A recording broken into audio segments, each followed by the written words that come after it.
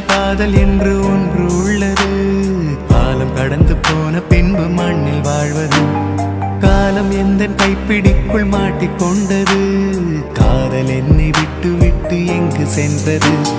கடவுள் வந்து பூமி மீது வாழும் போதிலும் காதல் தோல்வியாகும் போது சாக தோன்றிடும்.